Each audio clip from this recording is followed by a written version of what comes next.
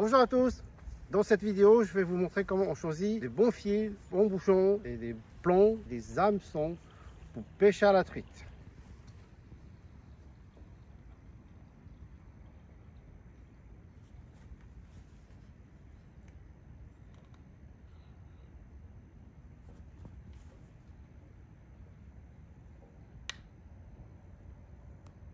Voilà, donc je vais vous montrer différents types de fils. Pour choisir un bon fil par rapport à votre canne, si votre canne est souple, il vaut mieux des fils moins gros.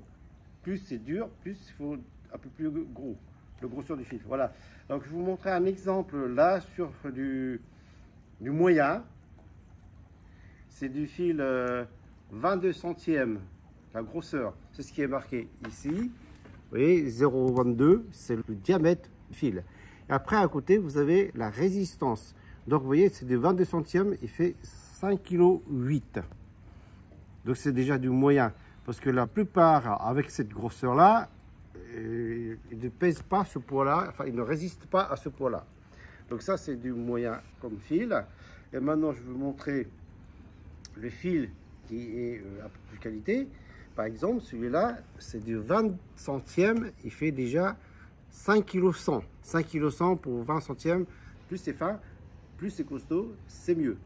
Et maintenant, je vais vous montrer un autre, par exemple. Celui-là, c'est pareil, c'est la qualité. Alors, celui-là, il fait 22 centièmes et il pèse 6,2 kg. Vous voyez, 6,2 kg pour un 22 centièmes, alors que celui qui est moyen ici, 22 centièmes, il ne résiste que 5,8 kg. Et celui-là, c'est la qualité. C'est pour ça que c'est le même diamètre, mais il résiste beaucoup plus. C'est pour ça que la qualité est plus importante. Et au niveau de prise aussi, c'est plus important, c'est-à-dire vous cassez moins. Voilà. Donc c'est pour ça que les fils, c'est très important. Quand vous choisissez le fil, il faut choisir par rapport au diamètre et par rapport au poids. Ça veut dire la résistance de ce fil-là. Si vous achetez du bon fil, ça veut dire que le grosseur est moins gros, mais qui résiste beaucoup plus longtemps au niveau poids. Et ça, c'est du bon fil. Maintenant, nous allons passer aux bouchons. Donc ça, pour moi, ce sont des bouchons à truite. Les bouchons à carpe, les bouchons à gardon, c'est pas la même chose. Hein. Donc, il ne faut pas confondre bouchons carpe, bouchons truite et bouchons gardon. Vous voyez, donc là, ce que je vous présente, ce sont des bouchons à truite. Donc, vous avez plusieurs formes. Vous avez des bouchons de cette forme-là. Vous voyez, c'est en mousse. Donc, on passe le fil dedans et après, on ressort par l'anneau qui est au bout pour accrocher. Donc, ça c'est un bouchon en mousse. Et après, ça passe en bouchon en liège. C'est plus costaud. C'est pareil, vous mettez le fil à l'intérieur dedans, dans le trou, puis après, vous passez votre tige pour que ça tient bien le fil. Donc ça, ce sont des bouchons en liège, ce qui est beaucoup plus costaud. Donc en liège, ça existe plusieurs sortes de poids, hein, 7 grammes, 5 grammes, 4 grammes, 3 grammes, 2 grammes, etc. Mais pour la truite, c'est du 3 grammes, 4 grammes, 5 grammes maximum. Vous voyez, donc c'est pareil. Pour celui-là, c'est 7 grammes, mais c'est déjà énorme. Il faut avoir une canne qui est assez dure pour pouvoir lancer. Et puis aussi, il faut beaucoup de plomb. Donc pour un bouchon de 7 grammes, vous êtes obligé de mettre à peu près 6 grammes de plomb, 6 grammes 50 de plomb, mais pas 7 grammes, parce que si vous mettez 7 grammes, le bouchon il va avoir tendance à beaucoup plus couler que le poids. Par rapport au liège, c'est pareil, si c'est 5 grammes, vous mettez un plomb 4,5 grammes. Le liège, ça existe en fondu, on appelle ça fondu, c'est-à-dire qu'il y a un trou, et que c'est là où on passe le fil dedans, et après, avec la tige, on va caler le fil dedans, c'est-à-dire qu'on ne passe pas dans le trou, le fil, on passe dans le coupure, là. Et après, il y a une troisième sorte de bouchon. Ça, ce sont des bouchons où il y a des bagues. De cette partie-là, il y a une bague en haut que vous mettez votre fil dans la bague et puis après, vous le glissez dans la tige que vous bloquez. Voilà, il y a en haut, en bas. Vous voyez? Donc, on met le fil dedans et puis après, on met le bague pour bloquer. Voilà, ça aussi, c'est en mousse. Et après, vous avez aussi ce taille-là comme bouchon. Donc, il y a du 3 grammes, du 5 grammes, du 7 grammes. C'est pareil, ça, c'est en fonction aussi avec des bagues. Il y a une bague en haut, une bague en bas. Après, vous pouvez rajouter aussi des bagues pour maintenir beaucoup plus longtemps. Mais ça, ce sont des bouchons en mousse. Donc, il faut mettre des plombs pincés dessus, c'est-à-dire des chevrotines, non pas des olives, parce que ça bute, donc ça casse. Alors qu'avec ce que je vous ai montré les trois autres, vous pouvez mettre des plombs en olive, parce que ça bute, mais ça casse pas. Moi, je préfère à la truite, c'est du 3 grammes, pour ceux qui ont une canne souple. Pour de 5 grammes, c'est moyen. De 7 grammes pour ceux qui n'ont pas de canne souple. Voilà, donc là, c'est un bouchon, on appelle ça Versailles. C'est un bouchon juste à petit témoin là. Et avec les bagues qu'on le bloque. Donc, on va passer le fil dans le petit anneau là. Et après, dans le bague, on la bloque. Et aussi, il y a une bague au bout. Vous voyez?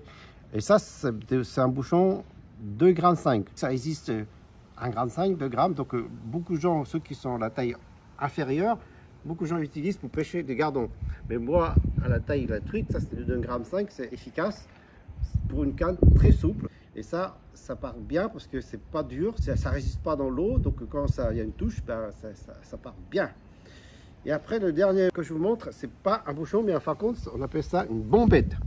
Donc les bombettes, ça existe du 2 grammes, 3 grammes, 4 grammes, 5 grammes, 6 grammes, c'est-à-dire jusqu'à 10 grammes, même plus. C'est une bombette qui est faite 3 grammes, mais qui est tout petit. Donc ça existe des bombettes transparentes. Vous avez du plongeante et mi-plongeante. Donc moi, je prends que du plongeante. Parce que vous pouvez manipuler à la fois dans le fond. Quand vous levez, à la fois, il remonte. Donc c'est à vous de manipuler. C'est le pêcheur, ça veut dire que celui qui pêche les bombettes, ils savent très bien pêcher. Il y a une concentration. Parce qu'il n'y a pas de visibilité par rapport aux touches, on ne sent que quand il y a la touche, par la canne. C'est plus agréable de pêcher dans des étangs très profondes et aussi l'eau est claire, vous voyez. Donc comme ça, au moins, on puisse manipuler et chercher où il y a du poisson. Par rapport au bouchon, il faut descendre, il faut monter, vous voyez, alors que là, il n'y a pas besoin. Maintenant, je vais vous montrer différents types aussi de plombs. Vous voyez, ici, vous avez des plombs en olive 5 grammes. Donc il faut mettre avec un bouchon qui est résistant, le bout, ce soit liège, tout ça, pour que ça bute et que ça casse pas. Donc c'est coulissant. Ça existe aussi du 3 grammes. Donc il y a du 5 grammes, 3 grammes. Donc pour moi, la truite du 3 grammes, de 5 grammes, c'est efficace. Pas trop gros parce que si c'est beaucoup plus, après bah, ça pèse et puis il y a trop de résistance. Donc le poisson a du mal à partir avec. Et après, vous avez des plombs aussi en chevrotine. On appelle ça chevrotine. C'est des plombs que vous pincez dessus. Donc le plomb, il y a des grosseurs. Ça peut être 4 grammes, ça peut être 2,5 g. Donc si c'est de 4 grammes, vous en mettez un seul plomb parce que par rapport au bouchon pour que ça ne coupe pas. Et là par exemple c'est du 2,5 g. Donc si c'est un bouchon de 5 grammes, bah, vous en mettez 2. Voilà. Ou alors si vous avez un bouchon à 3 grammes, bah, vous mettez une, c'est tout. Un plomb c'est tout, il ne faut pas mettre beaucoup plus. Voilà. Et après vous avez d'autres types de plombs, ce sont des plombs en case. Vous voyez. Donc c'est des plombs en case, ça veut dire que c'est des petits plombs. Et il y a déjà des inscriptions par rapport au poids de plomb. Donc vous rajoutez des petits plombs, mais il faut pas les espacer trop. Quand vous mettez des petits plombs comme ça, il faut beaucoup plus les serrer pour que ça s'en mêle pas. Parce que si vous les espacez trop, bah, ça s'en mêle, ça tortille dessus. Alors là, les petits plombs comme ça, vous mettez par rapport au poids de votre bouchon, vous mettez un petit peu moins. Et après, vous passez dessus, mais il faut les serrer. Voilà. Et après, ça existe d'autres types de plombs. Là, vous avez un plomb en bille. C'est plomb transparent. Donc, c'est invisible dans l'eau. Les autres plombs, c'est visible dans l'eau. Donc, les poissons ont tendance à taper dessus. Par contre, plomb en bille, en verre, comme ça, ben, le poisson, il ne voit pas. Donc, il ne tape pas dessus. Donc, ça existe en bille, en rond. Et après, ça existe aussi en plat. Vous voyez, différentes sortes de plomb en verre qui est invisible dans l'eau. Et après, ça existe aussi en longueur. C'est pareil, dedans, à l'intérieur, au milieu, il y a un trou que vous passez le fil. Donc, ce sont des plombs coulissantes. Et ça, c'est pareil, ça se met avec des bouchons. Quand vous butez, ça ne casse pas. Parce que si vous avez un bouchon avec un petit accroche au bout, ben, ça peut se casser. Et maintenant, je vais vous montrer par la suite, avec des plombs, qu'est-ce que vous mettez après au bout des plombs. Eh ben, des émerillons, vous voyez. Donc là, il y a un émerillon simple, on appelle ça simple. C'est un émerillon numéro 1, c'est-à-dire la plus petite pour la truite. Hein. Après, si c'est pour les autres poissons, tout ce qui est grosseur de poisson, ça peut être jusqu'à 4, etc. C'est des grosseurs d'émerillons. Mais pour la truite, le numéro 1, c'est bien. Et après, vous avez aussi les émerillons en chaînette. Vous voyez. Donc c'est en chaîne, ça veut une chaînette, c'est-à-dire c'est comme ça. C'est pareil, vous avez une accroche avec une chaîne. C'est pareil, c'est les émerillons numéro 1 qui est efficace pour la truite. Parce que plus c'est petit, plus c'est fin, plus les poissons ils vont moins. Et après, on va passer aux hameçons. Donc vous avez deux sortes de hameçons à truite. Vous avez des hameçons rouges. Des hameçons rouges renversés. On appelle ça renversé, ça veut dire que l'hameçon est tourné sur le côté. Vous voyez? Donc le montage pour la truite, les hameçons, normalement, c'est autour de 40 à 50 cm.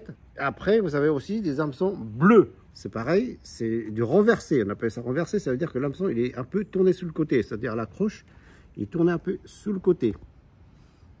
Et c'est pour ça que les truites, comme ils ont une grosse gueule, il faut que l'hameçon il tourne sur le côté. Quand vous ferrez, au moins, ça s'accroche bien. Voilà, j'espère que cette vidéo vous a plu. Donc, je vous ai montré différents matériels de fils, de bouchons, de plombs, des émerillons et des hameçons. Ce sont des matériels nécessaires pour la pêche à la truite. Donc, j'espère que ça vous a plu et à bientôt.